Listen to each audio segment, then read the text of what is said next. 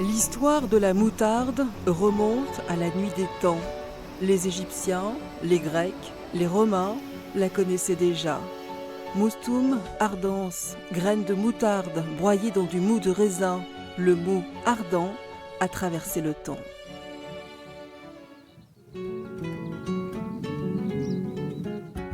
La moutarde, c'est d'abord une plante, appréciée dès le Moyen-Âge pour ses vertus digestives et antiseptiques. Partout où il y a de la vigne, du vin, du vinaigre, on fait de la moutarde. L'histoire raconte qu'à Dijon, la corporation des vinaigriers et moutardiers, dont les statuts et ordonnances datent de 1634, a repris la devise du duc de Bourgogne, Philippe le Hardi, « Mou me tarde ». Au XIXe siècle, la ville comptait de nombreux petits fabricants qui ont disparu aujourd'hui. Parmi ceux qui existent encore, absorbés par de grands groupes industriels, la moutarde Fourroy, reprise par les établissements Thévenot en 1900, rebaptisée Reine de Dijon en 1994. Nous avons été créés en 1840, installés à Vellars-sur-Ouche, et nous avons déménagé à Fleuret-sur-Ouche en 1997. On était à l'étroit, il n'y avait pas de possibilité d'extension, le foncier était inexistant sur Vellars, et on a eu une proposition pour venir ici à Fleuret-sur-Ouche. 4 km, ça nous permettait de garder tout notre personnel, d'emmener les équipes et de partir sur un projet de développement qui nous a vraiment fait évoluer. Au bord de l'autoroute A38, plus de 10 000 mètres carrés, Reine de Dijon, 3e moutardier français, ne cesse de se développer. Le site de Fleuret-sur-Ouche n'a plus rien à voir avec le site historique de Vellars-sur-Ouche, où les conditions de production étaient d'un autre âge.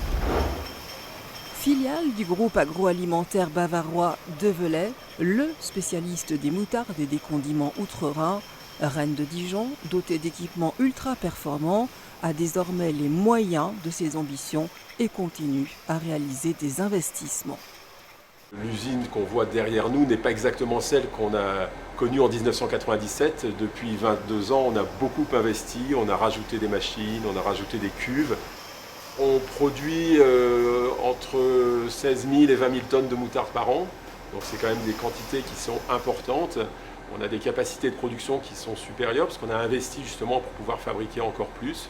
Donc c'est vraiment le souci d'être un industriel capable de faire des produits de qualité de façon régulière et organisée.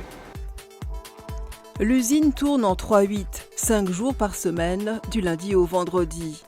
Elle produit des moutardes très différentes, à l'ancienne, aromatisées, bio et bien sûr de la moutarde de Dijon. La plus connue, la plus classique, une pâte sans grains dont le procédé de fabrication a été fixé par décret en 1937. La moutarde de Dijon n'est qu'une recette, ce n'est pas une appellation, à la différence de la moutarde de Bourgogne, produite avec des graines de moutarde de Bourgogne et du vin blanc sous appellation d'origine de Bourgogne. Attribuée par l'Europe en 2009, cette indication géographique protégée a permis de relancer la culture des graines de moutarde en Bourgogne. La filière s'est organisée. Un pôle recherche avec AgroSup Dijon, un pôle production géré par l'Association des producteurs de graines de moutarde de Bourgogne, 300 producteurs aujourd'hui, 6 000 hectares cultivés, 10 000 tonnes de graines récoltées et stockées par des organismes qui en assurent la traçabilité jusqu'à leur livraison sur les sites industriels.